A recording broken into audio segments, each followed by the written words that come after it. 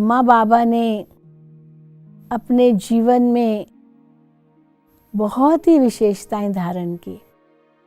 उनका जीवन एक बैलेंस जीवन था। इतना ही न्यारे थे तो उतने ही प्यारे थे।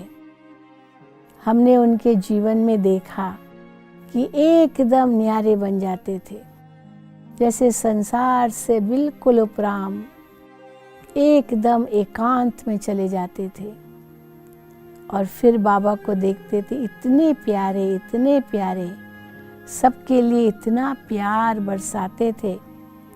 तो एकांतवास भी लेते थे और संगठन में भी आते थे। संगठन में सब कुछ भूल जाते थे, सब हम बच्चे हैं उनके। वो अलौकिक पिता है, प्रजा पिता है, ये हम अनुभव करते थे। सारी प्रजा का पिता है, उनके लिए सारे ही बच्चे हैं, कोई हद नहीं, सब बेहद के बच्चे हैं, यही बाबा अनुभव करते थे।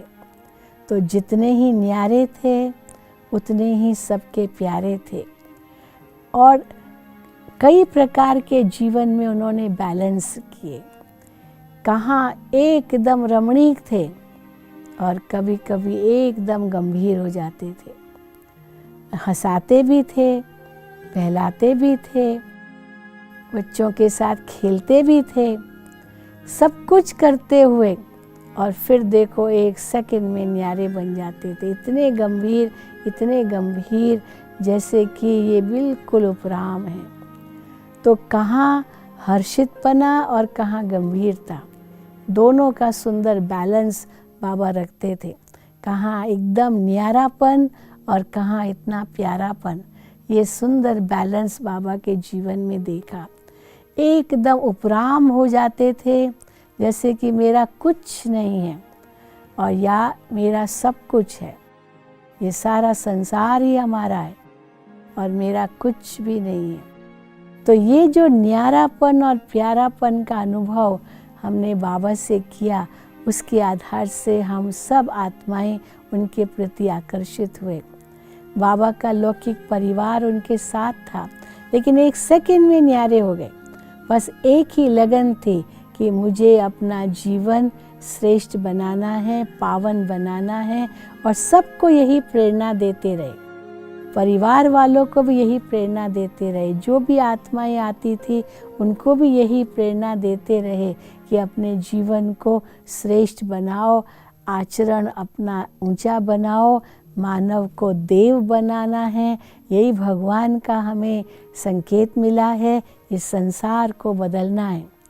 तो आज हम देख रहे हैं भगवान का ये कार्य बड़े गुप्त रूप में चल रहा है।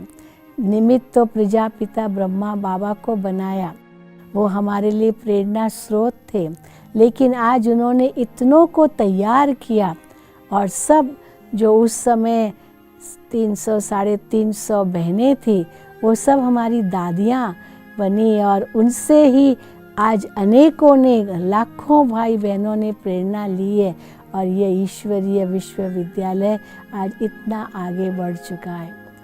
मैं जब मात्र 11 साल की थी तो पहली बार ब्रह्मा बाबा से मिली। मैं अपनी लौकिक माँ के साथ बाबा से मिलने मुंबई में आई थी। बाबा मुंबई में आए थे। ये 1959 की बात है जब हम बाबा से पहली बार मिले। उसके पहले हम बाबा को जानते नहीं थे। मेरी लौकिक माँ अवश्य गीता पाठशाला में जाती थी, लेकिन बाबा आबू से मुंबई आए थे और हम सब बाबा से मिलने जाते थे। तो मेरी माँ मुझे बाबा के पास लेकर गई। तो मैं देख रही थी कैसे बाबा सबसे प्यार से मिल रहे हैं। तो मेरी लौकिक माँ भी मिली और मैं तो पास में ही थी। और जैसे मैंने थोड़ा दूर थी तो बाबा ने मुझे बुलाया और कहा, आओ बच्ची आओ। तो जैसे बाबा ने कहा आओ बच्ची, तो मुझे लगा कि एक चुंबक ने मुझे खींच लिया है और मैं बाबा के पास दौड़ी हुई गई और मुझे ऐसे अनुभव हुआ जैसे मुझे सच्चा पिता मिल गया। क्योंकि मैंने अपने पिता को खो दिया था, मैं बहुत छोटी थी, तब उनकी डेथ हो गई थी, मृत्यु हो गई थी। तो मैंने अपने पिता को देखा नहीं, अगर यही कहेंगे, क्योंकि याद तो नहीं है। और यही अनुभव था कि ये मेरे जीवन में पिता का अभाव है।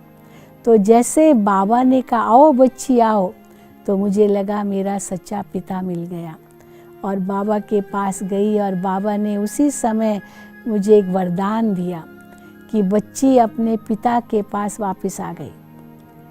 तो मेरा सच्चा पिता लौकिक रूप में भी, अलौकिक रूप में भी, पारलौकिक रूप में भी हमने ब्रह्मा बाबा में देखा और अपना सच्चा पिता स्वीकार किया और ऐसे लगा जैसे मैंने एक नया जन्म लिया है। बस उस दिन के बाद पीछे मुड़ने का तो सवाल ही नहीं। फिर हम पढ़ते थे बाबा के पास, हम माउंट आबू में भी आए, अपनी माँ के साथ आए थे।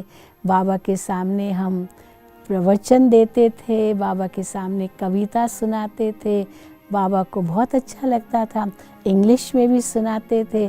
तो बाबा ने हमें कितनी बार ये वरदान दिया, साकार ब्रह्मा बाबा ने, कि बच्ची तुम इंग्लिश में बहुत होशियार हो, बाबा आपको विदेश भेजेगा।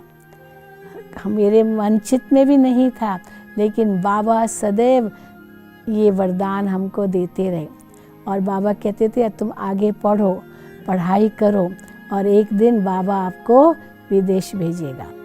तो मैं तो पढ़ती रही और इंटर साइंस तक आई। 1967 में इंटर साइंस कर रही थी और उसके बाद ये लक्ष्य बनाना था कि हम आगे क्या करें, मेडिकल लाइन लें, इंजीनियरिंग लाइन लें, क्या पढ़ाई करें, क्योंकि बाबा कहते थे पढ़ना है पढ़ना है।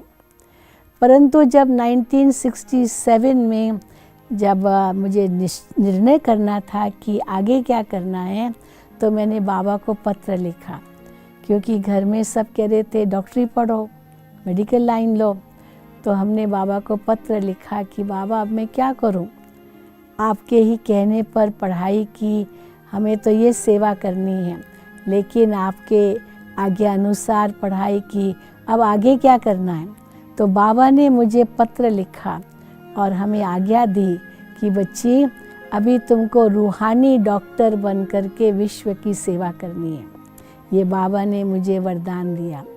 तो रूहानी डॉक्टर माना आत्माओं का डॉक्टर, ये ज्ञान की सेवा करनी है और विश्व की सेवा रूहानी डॉक्टर बनकर करनी है। ये जब बाबा ने मुझे वरदान दिया तो मुझे महसूस हुआ कि अब मुझे इसी सेवा में लग जाना है। लेकिन फिर भी घर से तो इतनी छुट्टी नहीं थी, तो छुट्टी मिले तब तो हम सेवा केंद्र पर भी रह सकें। तो बाबा ने कहा कि अच्छा ठीक है और थोड़ा पढ़ो। तो बाबा ने फिर थोड़ी छुट्टी दी। तो 1969 में 18 जनवरी के दिन बाबा अव्यक्त हुए और मैं उस समय बीएससी कर रही थी, ग्रेजुएशन का कोर्स कर रही थी। तो जैसे मुझे पता चला कि बाबा अव्यक्त हो गए और मैंने यही सोचा कि बाबा चले गए माना संसार खत्म, अब ये दुनिया खत्म, अभी विनाश होगा, यही मैंने समझ लिया। लेकिन उसी वक्त मुझे जैसे बाबा का अनुभव हुआ, अव्यक्त ब्रह्मा बाबा जैसे मेरे सामने आए और बाबा ने मुझे कहा बच्ची बाबा आपके साथ हैं, बाबा का आपके प्रति जो होप्स है, जो इच्छाएं आशाएं हैं, आप ज़रूर पूर्ण करेंगे और आपको विश्व सेवा करनी है। तो बस फिर तो हमने बीएससी पूरी की और उसके बाद हम माउंट आबू आए। यहाँ ट्रेनिंग चल रही थी कुमारियों की, वो ट्रेनिंग हमने की और यही लक्ष्य रखा कि अभी हमको भगवान की सेवा पर उपस्थित रहना है। हम विभिन्न सेवा केंद्रों पर गए और फिर बेंगलोर में थे, हैदराबाद में थे, काठमांडू में रहे, कई स्थानों पर सेवा केंद्र खोलने के भी निमित्त बने।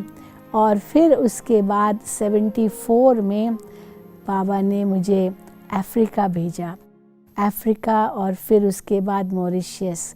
तो हमने 2 साल अफ्रीका और मॉरिशस में सेवाएं दी, नए केंद्र स्थापित किए और 76 से मैं हेडक्वार्टर्स माउंट आबू में रहती हूँ और ब्रह्मा बाबा को जब भी मैं देखती हूँ मैं यही महसूस करती हूँ कि ब्रह्मा बाबा की जो मेरे प्रति आश थी वो मुझे हर हालत में पूर्ण करनी है। सारे विश्व की आत्माएं जो यहाँ आती है, माउंट आबू आती है, उनकी सेवा करनी है और उनका संबंध परमात्मा से जुड़ाना है। तो जो परमात्मा ने आज्ञाएं दी उसी अनुसार हम अनुसरण कर रहे हैं। उनके इच्छाओं को पूर्ण करने लिए विश्व सेवा पर उपस्थित है। ओम शांति।